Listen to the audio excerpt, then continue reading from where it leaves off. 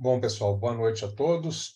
Sejam bem-vindos a mais uma reunião científica da nossa disciplina de Medicina Intensiva da Escola Paulista de Medicina.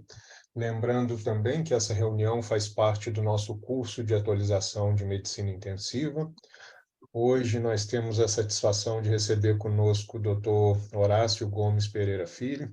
O Horácio é daqui da nossa casa, é cardiologista, especialista em métodos gráficos pelo INCOR e plantonista há muito tempo, né, Horácio, aqui das nossas unidades.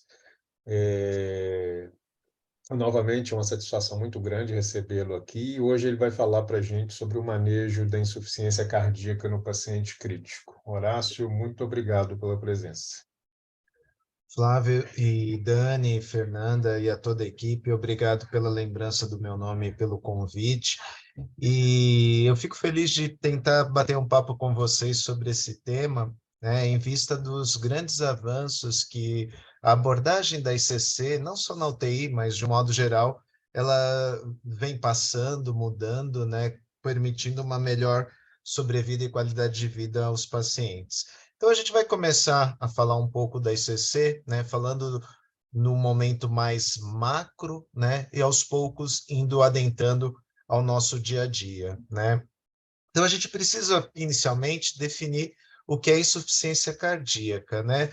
Muitos autores sempre colocam ela como uma síndrome complexa, no qual o coração é incapaz de bombear o sangue de forma a atender todas as necessidades metabólicas tissulares. E, às vezes, isso acaba ocorrendo, né, com elevadas pressões de enchimento.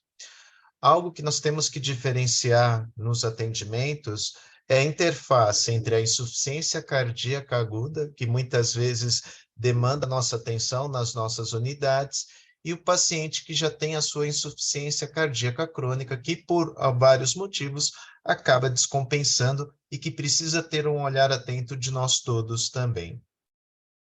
Para a gente ter uma ideia do problema, né, estima-se que ela afete mais de 23 milhões de pessoas no mundo, esperando uma sobrevida, quando do diagnóstico, em média, ao redor de 35% em 5 anos. É uma doença que a prevalência vai aumentando com a idade, né? A gente chega a uma ocorrência de ao redor de 17% nos idosos mais frágeis, e a perspectiva com o envelhecimento da população é que sua prevalência aumentará em 50%. Um grande estudo de referência do comportamento da insuficiência cardíaca no Brasil é o BRACE, né, feito de 2011 a 2016, primeiro resultado em 2015, e dentre as informações que os autores conseguiram, eles mostraram que as causas mais comuns relacionadas à hospitalização por insuficiência cardíaca, o perfil da idade de idosos, a má aderência medicamentosa, ainda uma prescrição deficitária, né, de vasodilatadores que são fundamentais para o tratamento desses pacientes, e no Brasil uma elevada taxa de mortalidade intra-hospitalar se comparada com outros países do mundo.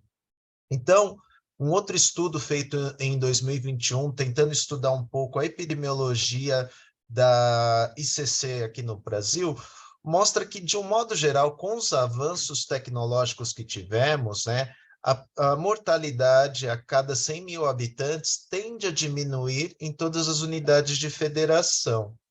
Porém, aqui do lado a gente vê o reverso da medalha, né? Como a mortalidade vai aumentando conforme a faixa etária mais elevada. E a gente pensa assim, e como que é a epidemiologia da IC no ambiente da unidade de terapia intensiva? A forma aguda da insuficiência cardíaca é a causa mais comum de admissão acima dos 65 anos e estima-se uma ocorrência de 190 mil casos ao ano.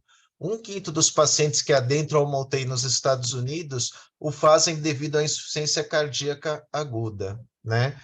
Um terço dos pacientes internados por choque cardiogênico pós-infarto acaba evoluindo para disfunção de múltiplos órgãos e sistemas.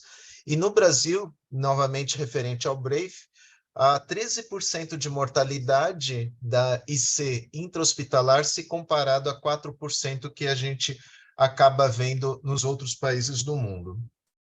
Então, relembrando um pouco da fisiopatologia da insuficiência cardíaca, de modo bem breve, até para pensar nas estratégias terapêuticas que nós temos atualmente, né?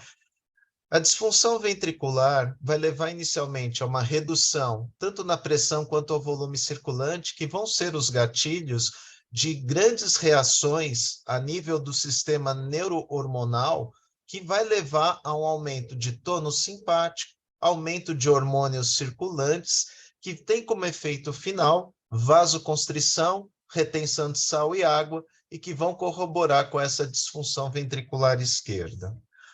Paralelo a isso, lembrando das leis de Frank e Starling, né, nós vemos que a curva, né, da ejeção ela acaba caindo progressivamente, né? O trabalho do coração fica muito pior do que normalmente ele é, levando então ao déficit contrátil, né, à incompetência que nós temos no sistema cardiovascular para manter o débito cardíaco. Em outro aspecto também da fisiopatologia, né, a queda do débito acaba levando à ativação de citocinas que vão levar à toxicidade direta, outros hormônios vão levar a uma hipertrofia e remodelação, e todas essas ações acabam levando à apoptose, necrose e morte celular, que tem, claro, né, um papel importante na perpetuação e piora da disfunção miocárdica. Então, o coração ele acaba entrando numa espiral de comprometimento até a falência total e o óbito. Entre as etiologias mais comuns da insuficiência cardíaca, né, nós temos diversas.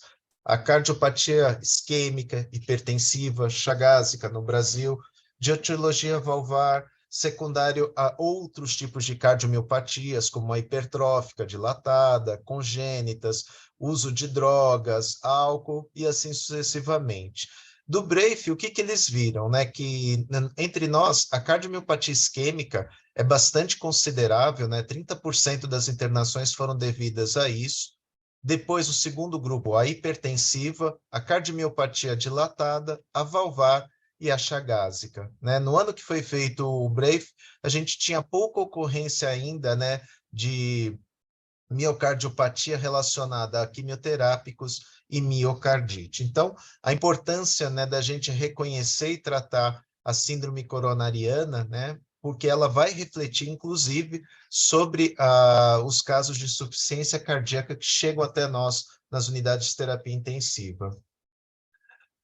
A insuficiência cardíaca ela evoluiu muito, né, no sentido, inclusive, de classificações. Então, desde o final dos anos 60, a gente tem a classificação da New York Heart Association, né, de 4 classes, desde o paciente assintomático até aquele que tem uma grande limitação ao repouso, e vocês podem ver como a mortalidade varia, né? Como a classe 4 da New York Heart Association tem, por si só, 50% a 60% de mortalidade. O entendimento dos processos fisiopatológicos levaram a uma nova visão sobre a insuficiência cardíaca, né? Então, hoje, a gente coloca também na avaliação o estágio que o paciente está, entre A até a letra D. Então, o A é o paciente que tem só os antecedentes, sem doença manifesta. O B é quando começa o desenvolvimento de alterações relacionadas a esses fatores de risco. O estágio C é a detecção propriamente dita de insuficiência cardíaca, que pode ser persistente ou com tratamento em remissão. E o estágio D, que é o nosso dia a dia, que são os pacientes com sintomas e sinais graves de insuficiência cardíaca, muitas vezes refratários, e que precisam de drogas vasoativas ou dispositivos. Apesar da nossa realidade estar sempre entre o estágio C e D, muitas vezes a gente já pode atuar mesmo na UTI e olhar com atenção e evitar, né, a progressão do estágio A para o B, para o C e assim sucessivamente.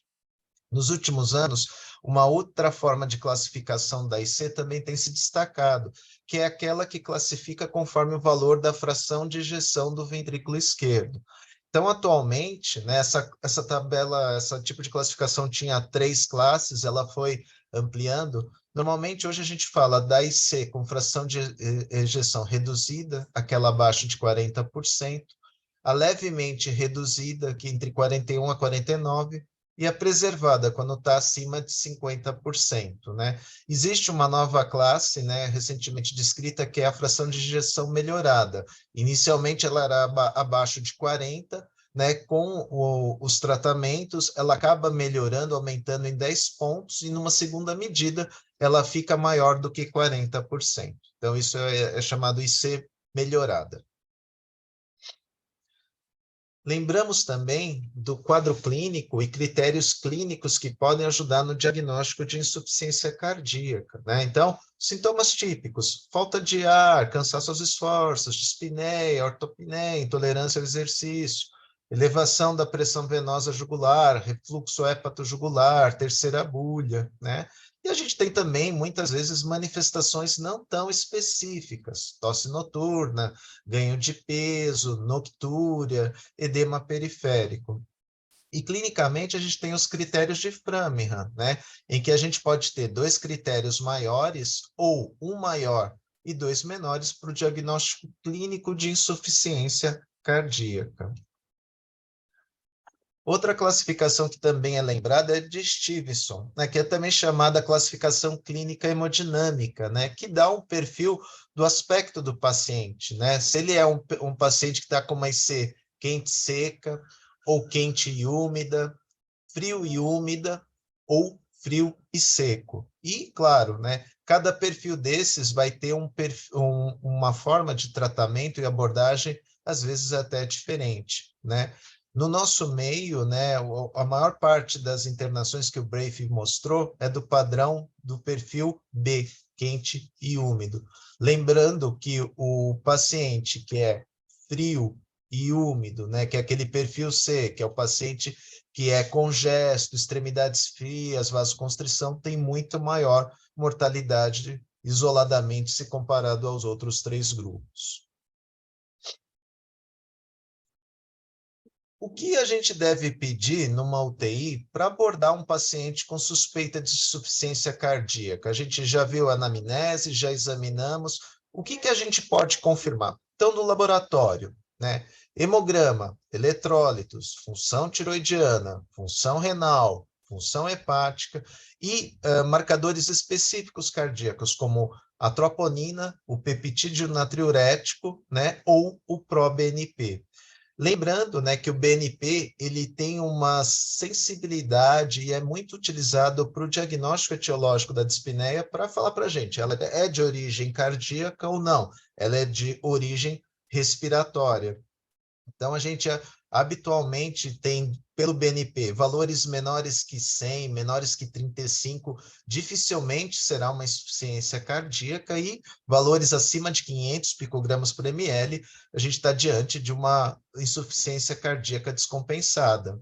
Para o proBNP, há uma pequena diferença, que ele tem faixas conforme a faixa etária, né? Então, a gente tem que ter muito cuidado, né, de interpretar, olhar direitinho qual é o tipo, né, de peptídeo que os nossos laboratórios têm nos nossos serviços e qual que é o valor de normalidade dele. Lembrando que eles não são tão específicos. Muitas condições, tanto cardíacas quanto não cardíacas, podem influir sobre os valores do BNP. Então, a gente tem que tomar muita atenção com relação a isso. E de exames outros, né? O que se deve pedir numa suspeita de insuficiência cardíaca? Sempre eletrocardiograma, que vai te dar uma visão no paciente crônico, né, de fibrilação atrial, aumento de cavidades esquerdas, bloqueio de ramo e às vezes até uma causa, como uma síndrome coronariana aguda de alto risco, né? A radiografia de tórax, para fazer uma avaliação rápida da congestão, ela também é recomendada que seja feita, que é a nossa realidade que nós já habitualmente fazemos nos nossos dias a dias. Outras possibilidades que nosso serviço tem essa característica, né, graças ao empenho do nosso time de coordenação, é a ecocardiografia, né, feita prontamente, que já dá uma ideia subjetiva, rápida da função ventricular, e ultrassom de tórax, que apresenta uma alta acurácia para congestão pulmonar, né? Não que ele vá substituir eco e raio-x, mas ele pode ser usado como uma complementação na suspeita de insuficiência cardíaca. Lidar com ECC faz a gente lidar também com scores de gravidade de uma maneira muito frequente e habitual. Existem inúmeros scores feitos tanto pela cardiologia quanto pela terapia intensiva ao longo dos últimos 30 anos. Mas o que é importante que a gente saiba? Algumas características do paciente podem ser acessadas prontamente na chegada dele e dizer para nós se ele tem uma predisposição a um maior risco, ou seja, a idade, frequência cardíaca muito elevada ou muito baixa, pressão arterial baixa, saturação de oxigênio baixa, o paciente que já chega precisando de inotrópicos, aquele que tem alterações isquêmicas agudas, que tem um padrão de DPOC, que tem uma fração de ejeção muito baixa e que já tem comprometimento da função renal e hepática.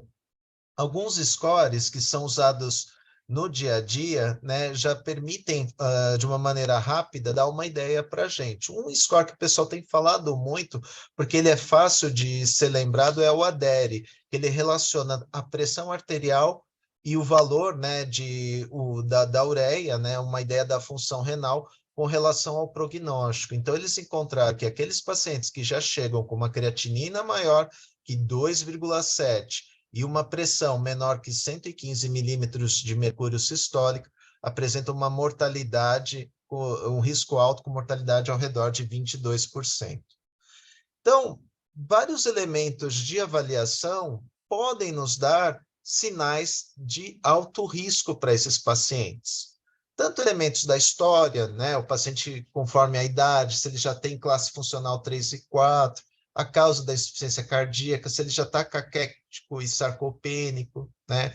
Se o paciente já está pelo exame físico hipotenso, tem um B3, tem uma congestão persistente, uma perfusão inadequada, o eletro que mostra um bloqueio de ramo esquerdo muito largo, outras arritmias ventriculares, disfunção ventricular, comprometimento do VD e assim sucessivamente. Então, tudo isso pode ser avaliado ambulatorialmente pelo teste de caminhada e pelo teste cardiopulmonar, que não é a nossa realidade, né? Então, a gente tem toda essa avaliação que pode ser feita na entrada do paciente através dos scores prognósticos. Para o ambiente de UTI, eles relacionam muito mais o Metabolic Exercise Cardiac Kidney Index e o Meta-Analysis Global Group in Chronic Heart Failure. E por que os pacientes com insuficiência cardíaca internam e muitas vezes reinternam? Então, o que é interessante é que conforme a causa, né, da cardiopatia de base ou o valor da fração de ejeção, a gente tem padrões um pouco mais comuns.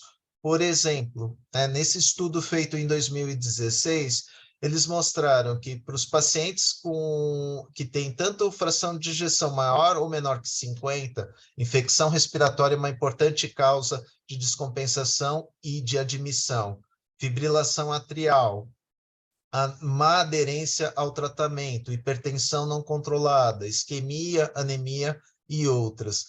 E o que referenciava como uma maior mortalidade e reinternação? Idade avançada, sexo feminino, índice de massa corpórea acima de 25, infecção respiratória, FA, e assim sucessivamente. Então, são aspectos logo da admissão que já podem mostrar para a gente um paciente com maior risco.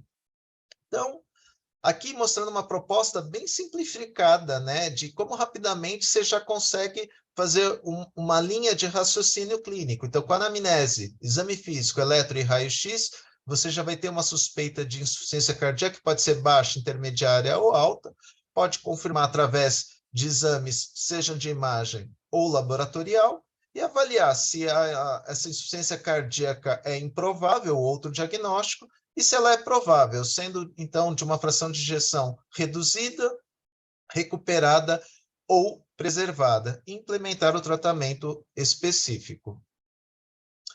Então, quando a gente fala muito em tratamento, a gente sempre pensa nesse estadio C e D, porque, como eu falei anteriormente, é a nossa realidade. Mas a gente, em todo paciente, a gente poderia fazer uma avaliação sobre fatores de risco e doença incipiente, para mesmo no nosso ambiente de terapia intensiva, começar uma abordagem e evitar essa progressão. Tratamento não farmacológico para insuficiência cardíaca ainda é recomendado, ainda tem benefício e pode ser aplicado, inclusive, à nossa realidade. Então, destaca-se o apoio que o paciente tem de uma equipe multiprofissional, com educador físico, nutricionista, psicólogo, enfermeiro que o acompanha, a restrição de sódio abaixo de 7 gramas por dia. A restrição hídrica continua sendo polêmica. Há trabalhos que mostraram que vale a pena fazer, que tem benefício, mas trabalhos mais recentes não mostram tanto isso da restrição hídrica exagerada, de menos de 1 litro por dia. O peso também tem uma certa problemática, porque ele tem um comportamento em U. Pacientes caquéticos ou em sobrepeso, obesidade, apresentam maior mortalidade. Em relação à alimentação, o que se viu? Que ácidos graxos podem ser benéficos no paciente e que a vitamina D nem tanto. Evitar o tabagismo no nosso ambiente de UTI, às vezes tentar ver uma terapêutica com os adesivos de nicotina. O uso de álcool é muito controverso também, mesmo doses consideradas sociais. Vacinar esse indivíduo sempre que possível para influenza e pneumococos e sempre fazer exercício físico, reabilitação cardiovascular, inclusive até em cima do leito de terapia intensiva. Então, quais são as medidas gerais que a gente pode fazer na admissão na UTI, né? O paciente está hipoxêmico, ofertar oxigênio para melhorar a sua taxa de saturação acima de 90%. Reconciliar precocemente. Se possível, tentar manter a medicação habitual do paciente, mesmo beta-bloqueador, excetuando-se aquelas situações de choque cardiogênico. É claro, numa insuficiência renal aguda, a gente vai trocar a vasodilatação dada pelo IECA e pelo BRA por hidralazina e nitrato. Tomar atenção com os opioides, né, pelo rebaixamento do nível de consciência, eles têm benefício no edema agudo de pulmão, e sempre, né, investigar o fator desencadeante da descompensação. Tem que ter alguma coisa por detrás da descompensação, mesmo que seja má aderência ao tratamento, mas a gente tem que ficar em cima disso. Não adianta só tratar a IC e não ir atrás da causa. Como é que nós estamos de tratamento para insuficiência cardíaca com fração de ejeção reduzida hoje, em 2023? O que nós temos? O nosso arsenal terapêutico deu uma grande expandida, viu, pessoal? Então, hoje a gente tem os IECAs ou os BRAs, os beta-bloqueadores, os antagonistas dos mineralocorticoides, que a gente conhece como espironolactona, e tivemos a evolução, novas drogas vieram se juntar nos últimos anos, né, mostrando grande potencial e benefício, como, por exemplo, né, o inibidor associado de neprisilina e do receptor de angiotensina, que é o Entresto, né, sacubitril e valsartan.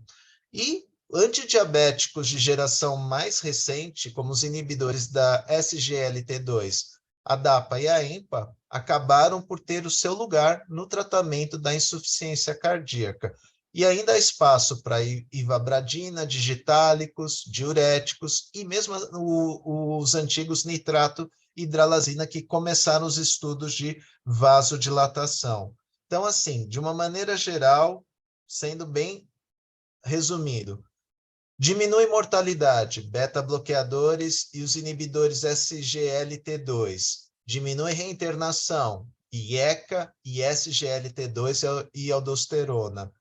Diminui sintomas e melhora a capacidade vital, IECA, BRA e diuréticos. Atualmente, a associação, né, do Entresto, ela pode ser utilizada em primeiro lugar antes de se tentar IECA e BRA, e os inibidores da SGLT2, da gliflozina, empagliflozina, podem já ser utilizados como primeira linha, eles já são classe 1 dentro da abordagem dos quadros de insuficiência cardíaca. Só para vocês terem uma ideia, né, a DAPA começou a ser vista, os seus benefícios em pacientes diabéticos, e isso foi passado depois para não diabéticos, né? Em pacientes com fração de ejeção abaixo de 40%, já com uma alta taxa de aderência às medicações, ela foi capaz de ter um impacto sobre a morte cardiovascular ou piora da insuficiência cardíaca, gerando um número mínimo de tratar de 21 pacientes, reduzindo em 26% a taxa de eventos.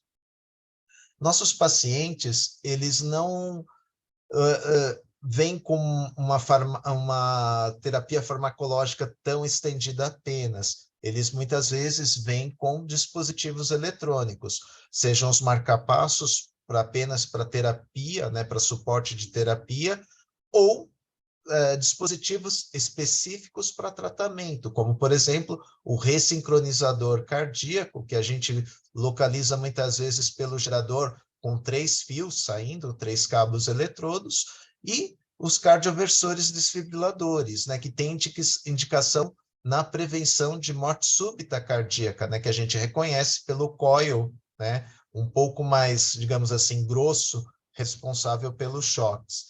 Então, tudo isso faz parte do arsenal da insuficiência cardíaca com fração de ejeção reduzida.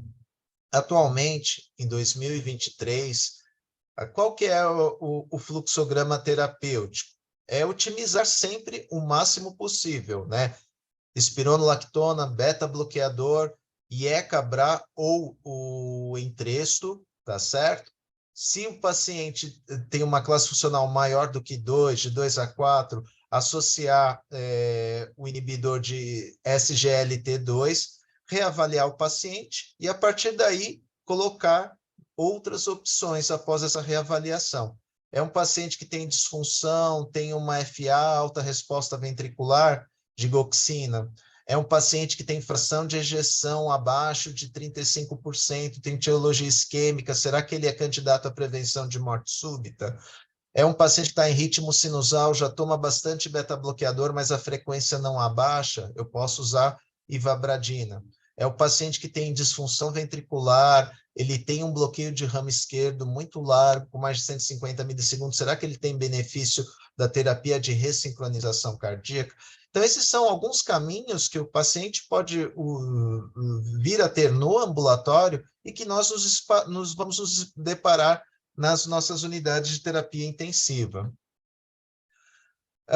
Sobre a ICC-FEP, né? Ou seja, a fração de ejeção preservada, muito relacionada à disfunção diastólica do idoso. Nós temos hoje em dia scores para identificá-la, seja apenas então somente clínicos, como também relacionados aos achados ecocardiográficos e laboratoriais. E com isso a gente pode pontuar o nosso paciente em relação a isso e indicar a terapêutica, né? Lembrando que muitas vezes o paciente vem com dispneia e fadiga, você faz uma ecocardiografia e vê uma fração de ejeção acima de 50%, né? Mas ele se encontra congesto. E aí, será que é uma ICC-FEP?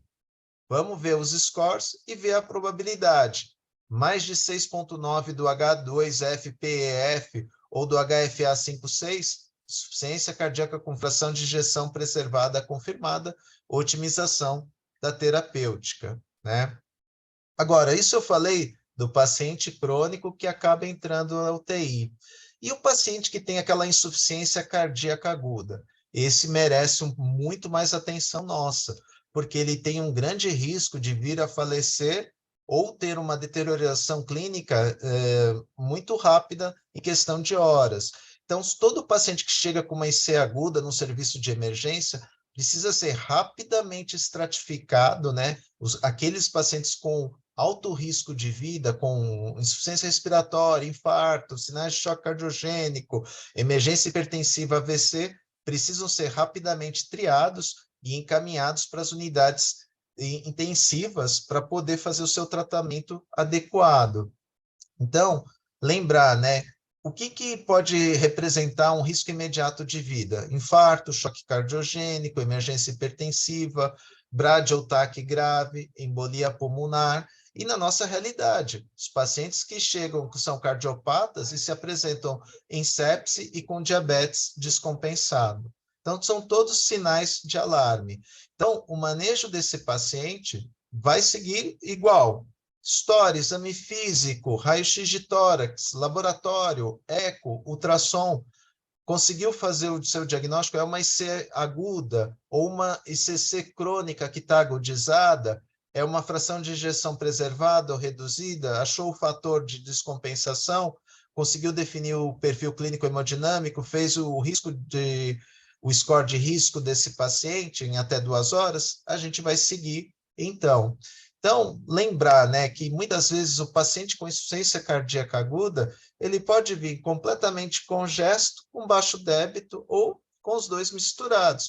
Então, existem sinais clínicos que vão nos apontar tanto mais para congestão, como dispneia, ortopneia, taquipneia, e aqueles com baixo débito cardíaco, pressão sistólica abaixo de 90, extremidades frias, sudorese fria, lactato elevado, alteração do nível de consciência. Então, clinicamente, a gente já vai ter uma ideia real da situação desse paciente, que isso vai influir sobre o tratamento que vai ser feito, né? Então, lembrar, né, que há sinais de alarme de alto risco e de baixo risco, né? Então, muito relacionadas ao quê? A variáveis hemodinâmicas, variáveis de perfusão, né? Troponina elevada, lactato aumentado, sinais de infecção, tudo isso aqui, gente, é o nosso dia a dia, é o que nós vivemos e vivenciamos nas nossas UTIs diariamente. Então, frente a um quadro de uma IC aguda, um paciente com congestão pulmonar e hipovolemia, você vê o padrão clínico hemodinâmico dele. É um paciente que está hipotenso, frio e seco, reposição de volume, segura o IECA, segura o beta-bloqueador, é sempre aquela polêmica, tira tudo, deixa uma parte, como é que faz? Temos que avaliar caso a caso, mas se o paciente está com choque cardiogênico, não dá, vai ter que esperar. Se for outro perfil, ele pode tentar ser mantido com beta-bloqueador. Frio e congesto, avaliar inotrópicos, fazer vasoconstritores, diurético, e assim sucessivamente, conforme o perfil dele, seja quente, congesto, frio e congesto, até aquele paciente que tem uma hemodinâmica preservada e que a gente possa aí usar, em vez do inotrópico, um vasodilatador e associar beta-bloqueador, IECA e outros. Então, em relação à diurético-terapia, a gente tem alguns objetivos a serem feitos, como, por exemplo, 1 litro nas primeiras 6 horas, ou 1,5 a 2 ml por quilo, melhora da ortopneia e do esforço em 24 horas, ausência de dispneia aos mínimos esforços em até 3 dias, saturação superior a 90% em ar ambiente, paciente deixar de ficar taquicárdico, taquidispneico e uma estabilidade hemodinâmica. Então, lembrar que uma das complicações da insuficiência cardíaca aguda é o componente cardiorrenal, né? 50% dos pacientes com IC podem evoluir para insuficiência renal, o que acaba por si só levando a um pior prognóstico hospitalar. Está relacionado a isso o débito cardíaco baixo, a hipotensão arterial e PVC alta, né? Então, muitas vezes, os pacientes que não respondem à diurético-terapia acabam sendo colocados na necessidade de hemodiálise do tipo ultrafiltração. Lembrar que a síndrome cardiorrenal tem 5 subtipos, eu não vou me alongar sobre eles, né? Mas lembrar que o tipo 1 está muito relacionado à disfunção cardíaca aguda. Em relação ao paciente que chega com IC aguda, né? Estratégia de vasodilatação. Por que a gente usa vasodilatadores intravenosos? 1, para agir rápido. 2, para se tiver qualquer efeito colateral, a gente acabar tirando, né? E qual que é o objetivo dele? Ele diminui as pressões de enchimento do VE, reduz o trabalho cardíaco e melhora o seu desempenho. Então, a gente só faz nos pacientes que não estão com hipotensão ou choque cardiogênico com perfil hemodinâmico quente congesto. Nitroglicerina e nitroprussiato de sódio. Nitroglicerina com uma ação 6 vezes mais venosa do que a arterial e um aspecto de maior benefício naqueles pacientes isquêmicos, ok?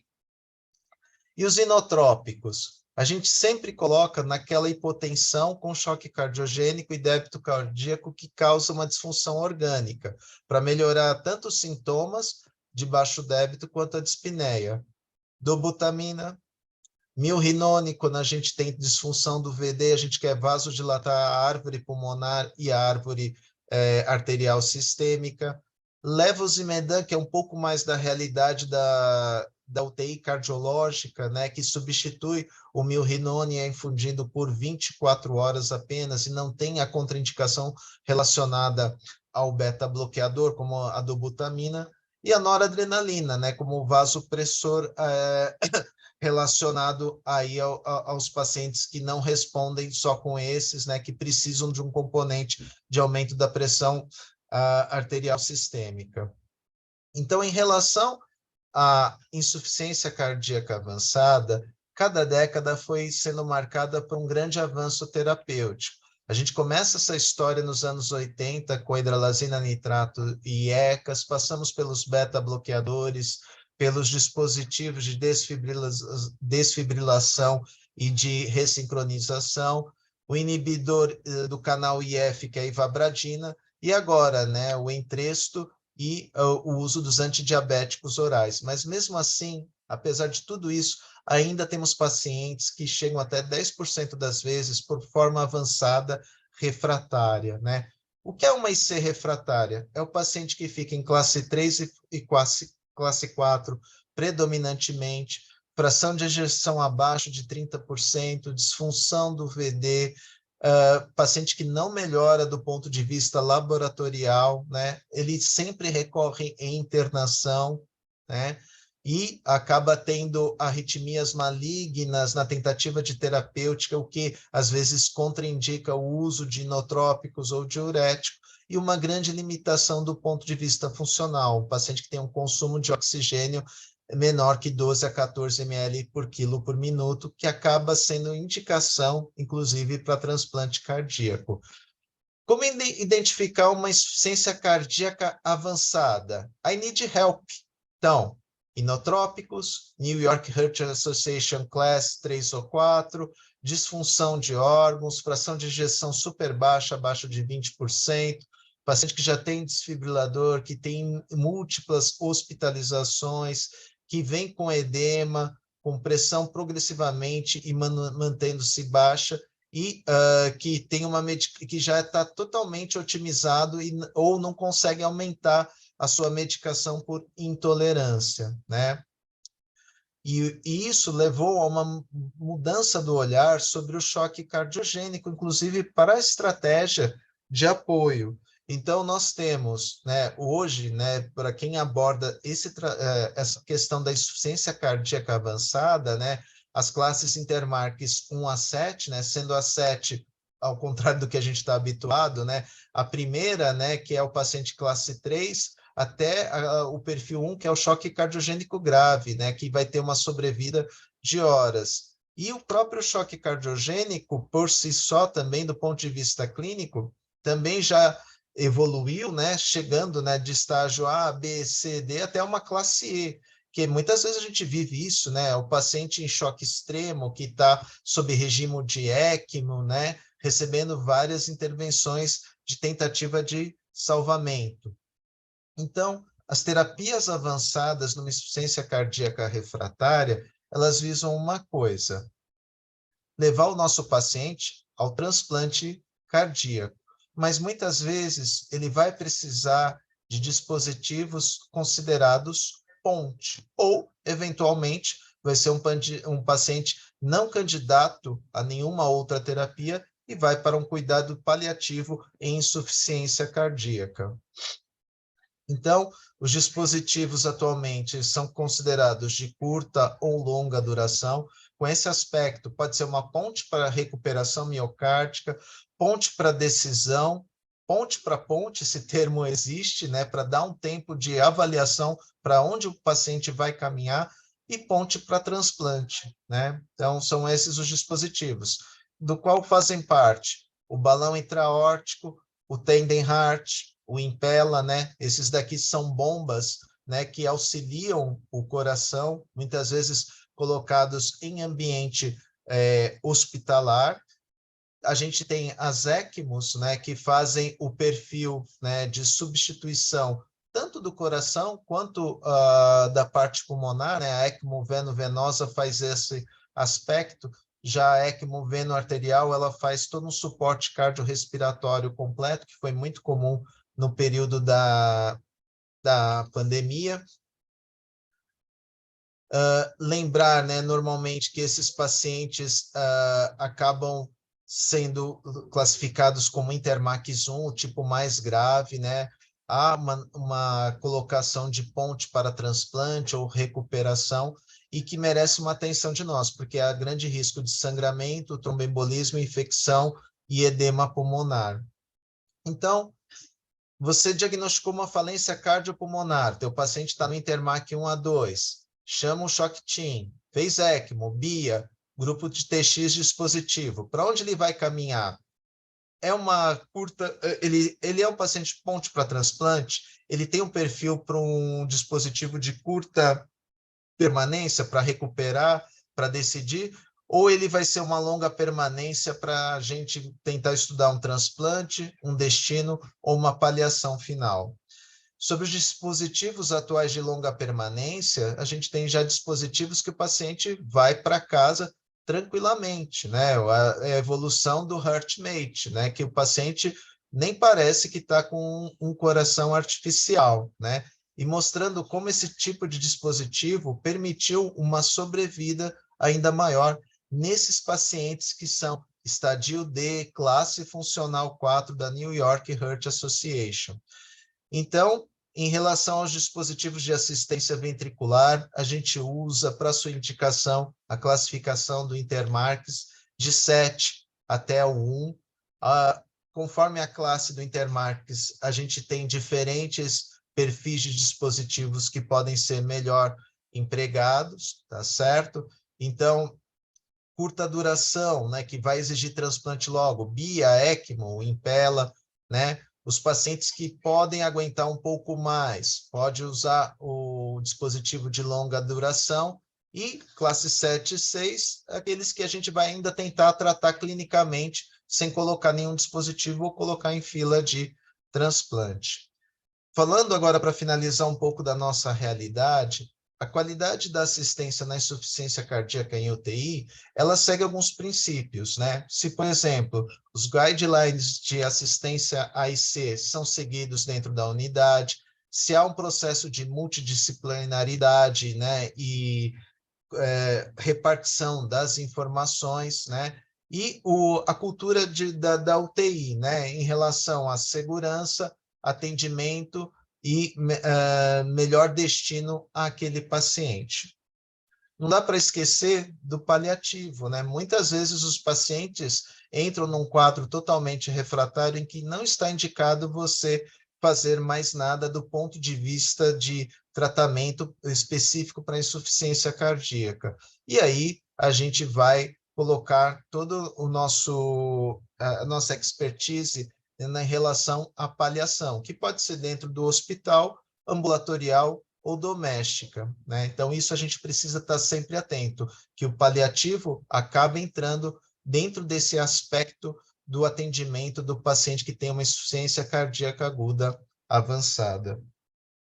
Então, pessoal, para finalizar, vocês viram que eu tentei mostrar em 1 hora diferentes aspectos que a ICC pode ter na nossa UTI, né? Desde uma primária, né, que chega para a gente de uma forma aguda, num edema agudo pulmonar, num choque cardiogênico, numa disfunção de ventrículo direito, né, como complicação de patologias cardíacas previamente existentes, né?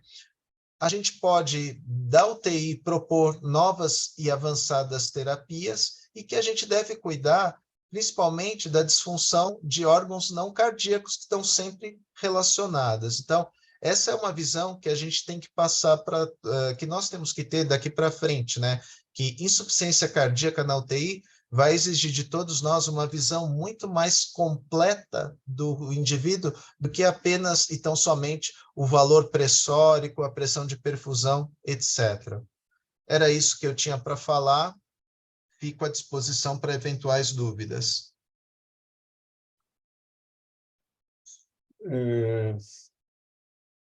Bacana, Horácio, muito boa a revisão, bem ampla, né? Abordou, acho que todos os aspectos aí da insuficiência cardíaca, desde fisiologia até formas mais avançadas aí de tratamento.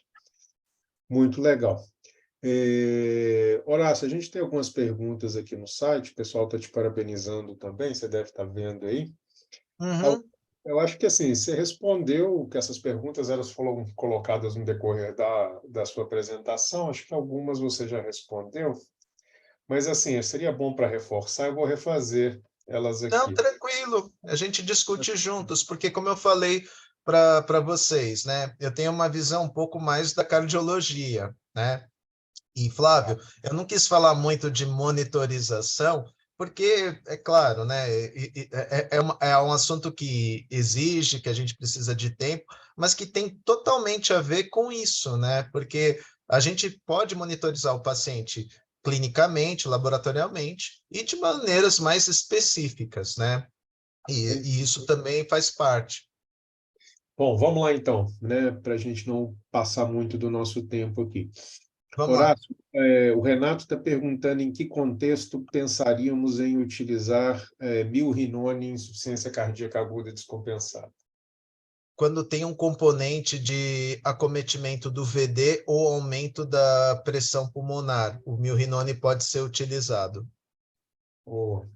O Marcos, nosso plantonista, está te parabenizando pela apresentação e está te perguntando qual o momento de iniciar beta-bloqueador em pacientes que precisam de inotrópicos ou que precisaram de inotrópicos. Então, como é que é feito o desmame, né? Como que é feita a transição do inotrópico para a medicação? Porque atualmente a gente não tem inotrópico VO, já chegou a ter, mas a mortalidade foi muito alta.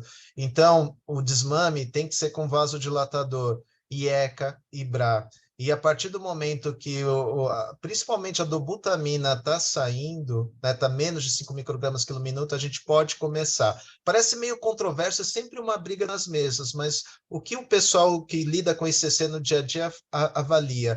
Você tirar totalmente o paciente que toma um beta-bloqueador, você tirar tudo, ele tem muito mais risco de mortalidade do que se você continuar pelo menos com meia dose, tá? Então isso é uma coisa que a gente sempre tem que avaliar, é que cada caso é um caso, né? Mas como eu coloquei, choque cardiogênico, não pensar em manter o beta-bloqueador, mas outras situações sim. Então quando a dose do inotrópico está diminuindo, talvez seja a hora de começar com uma baixa dose de carvedilol, bisoprolol, metoprolol, etc. Eu acho que essa sua resposta acaba também, de uma certa forma, respondendo a pergunta da Gabriela Beretta que ela fez há pouco aqui. Do choque cardiogênico. Choque cardiogênico tem que tirar. Se o paciente não está em choque cardiogênico, a gente pode manter o beta-bloqueador. Certo, Horácio. Pergunta da Dani aqui, feita pela Fernanda, né? Em que momento deveríamos pensar em convocar uma equipe de cuidados paliativos para seguir o caso de um paciente com IC aguda? Vamos lá. Bom, gente, aí tem que ser um atendimento pormenorizado, porque a gente tem que levar em conta as disfunções que o paciente está, a quantidade de medicamentos, né, a cardiopatia de base, né? Os times de choque, de dispositivos, deveriam ser sempre consultados, né, na insuficiência cardíaca aguda, de certo modo, mas essa é uma cultura que nós não temos muito aqui no Brasil, né? Não sei se em outros hospitais que vocês eventualmente trabalhem, em rede privada, vocês já encontram isso, mas eu não vejo muito, mas poderia ser algo a ser feito, né? Eu não numa situação lá de terminalidade, né, ou de muita gravidade, mas assim que o paciente entra, né? Não, perfeito, Horácio. Alguém quer fazer mais alguma pergunta, pessoal? Horácio, eu queria fazer uma pergunta. Fala, Fê. Eu queria entender melhor o entresto. Quando a gente pode usar o entresto no contexto de, por exemplo, um paciente que não toma previamente, terminou com uma IC descompensada, em que momento ou quem é aquele paciente que tem indicação do entresto na terapia intensiva que não tomava antes? Tá. Como foi? Horácio, deixa eu aproveitar e emendar nessa pergunta da Fernanda aí, Uhum. também sobre os inibidores da SGLT2. Uhum. Você também quer saber quando utilizar, Flávio, atualmente? Porque assim, eu imagino que seria algo para a gente começar a pensar em colocar na nossa prática ali do dia a dia. Tem a questão do custo, mas, enfim, né, pelo que você mostrou aí, tem impacto importante em desfechos, Tem, né? Então, acho tem. que o momento do paciente, né, quando ele começa a tratar esse agudo ali, da gente tentar, na medida do possível, fazer com que ele saia com a medicação otimizada da UTI. Mas o que você acha? Então vamos lá. Fê, o entresto começou assim, em classe 2, 3, que o paciente já estava otimizado e não melhorava, com IECA, espironolactona, beta-bloqueador, o pessoal fazia a troca. Tirava o IECA ou o BRA, dava um washout de pelo menos 36 a 48 horas e começava o entresto, né? A associação do sacubitril com a valsartana. Nos últimos trabalhos dos últimos 3 anos, o pessoal acha que o paciente que está, né, descompensado, né, ele, em vez de esperar um ciclo com IE cobrar, ele já poderia receber automaticamente na menor dosagem, né, que é ao redor de 23, 21 miligramas, tanto do sacubitril quanto do valsartana. E isso a gente poderia estar fazendo, por exemplo, durante o desmame de um inotrópico. A gente já poderia fazer isso, né? Eu não quis falar aqui para não alongar, tá, gente? Mas em termos, vasodilatação é um dos segredos do sucesso da terapêutica, né? Então, assim, além de ECA, BRA, tem gente que ainda vê espaço para hidralazina e monocordil associado aos vasodilatadores mais modernos. E Flávio, agora é boa prática a gente dar para qualquer paciente que tenha fração de ejeção reduzida os novos antidiabéticos orais, né? Os inibidores, SGT, eu não sei falar esses nomes, gente, é difícil, mas a DAPA e o EMPA, né? Já tem benefício, é classe 1, a gente tem que dar. Tanto é que eles formam agora o quarteto fantástico da insuficiência cardíaca, junto com o IECA, BRA e com o beta-bloqueador e o Entresto. Não, perfeito. A Cíntia aqui, ela colocou que o Entresto pode ser droga inicial no lugar do IECA, né? Acho que, de uma certa forma, É, você também. isso. E isso recentemente tem sido defendido. Em vez de você começar com IECA, você já pode começar com Entresto. O problema é custo, né? A gente trabalha numa instituição pública, né? Sabe como é, mas eventualmente podemos começar para fins de protocolo, pesquisa. Não. Ok, Horácio. Acho que assim, a gente já está no nosso tempo aqui. Gostaria de te parabenizar novamente, excelente apresentação, né? O pessoal todo aqui também no chat está te parabenizando. E te Obrigado, pessoal. agradecer novamente o fato de ter vindo aqui colaborar com as nossas reuniões. Para a gente foi bem bacana. Beleza. Obrigado, pessoal. Até mais. Então é isso aí, pessoal. Um abraço para todo mundo e até a nossa próxima reunião clínica. Parabéns, Horácio, foi muito bom.